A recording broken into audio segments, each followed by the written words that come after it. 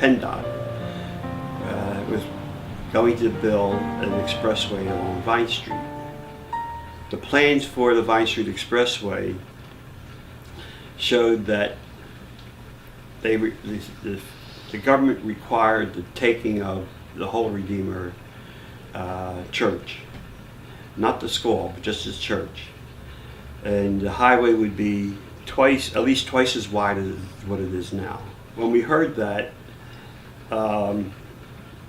we were upset because that was our, you might say, center.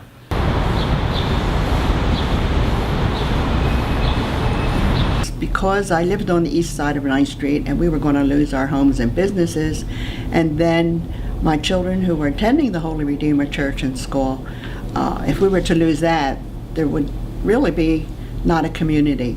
And so that's when I got involved. A lot of things that happened, at least in my life and others, centered around what was happening, at Holy Redeemer. So we got CBA to call with a town meeting. When they made the announcement that the Holy Redeemer Church and School was going to be taken, we all got together. I went around and distributed flyers and organized the first town meeting that we ever had in Chinatown, which included bringing everybody together to discuss the matter. Well, the city told us it's not a city issue, it's a state issue. The state's taken your church for the Vine Street Expressway, which is a state highway. So the city said, you have to go and speak to the state. We can't help you. We thought we'd go to the Archdiocese because it was a Catholic church, and they said, well, the state says they have to take it, so we don't want to fight the state. If it's a necessity, we have to give up the church and school. So we really didn't have any support locally at all. One of the first things we learned is that you go to an official, a councilman or whatever, it's how many votes do you have? We went around with the list of registered voters, and at such and such address, went to that place, and where's so-and-so? Oh, he's no longer here. We scratched him and got that list purged.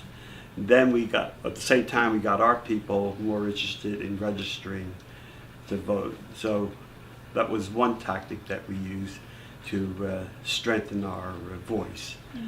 Public opinion was for us. We had the sympathy, I guess you'd call it, of the media, and so they covered a lot of the protesting that we did at that time, and they did a lot of interviews with us, and they were very sympathetic to our cause.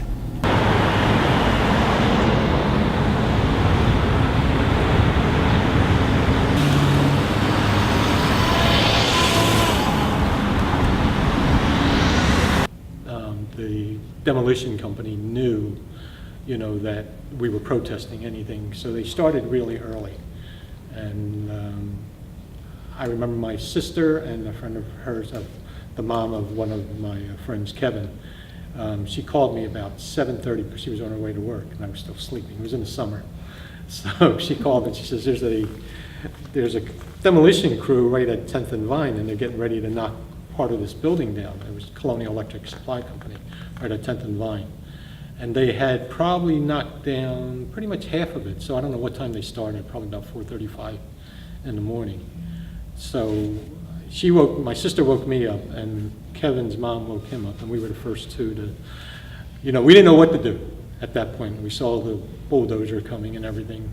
So we just said, well, why don't we just walk up top and see what happens? So we went and we just sat on the top of the hill, and they stopped. I guess that was our Tiananmen Square. When we started up as a grassroots organization, we were first running to the city, running to the Archdiocese, and finally running to the state. And we were told that if we had to do anything, that we had to be incorporated as a nonprofit corporation. And so that's why we went ahead and did get incorporated in 1969. And we had to deal with, state. And so they just didn't want to deal with a group of persons. So they wanted organization. They wanted someone to be spokesperson and someone that they could deal with and talk with. And so through the PCDC organization, we were at the table. We were heard, and we were a force that soon was to be reckoned with, because we were able to draw from some of the expertise in the Chinese community. And so that was our mission, was to preserve, protect, and promote Chinatown. And so we moved forth with that kind of organization. We were given the charge to represent the community in matters of urban renewal and community development. That is our charge. And with the mission to preserve and protect and promote it, I think we've continued building housing, we continue doing site improvements, we continue participating in community events. I think that as a nonprofit organization, not funded by the government, we do very well.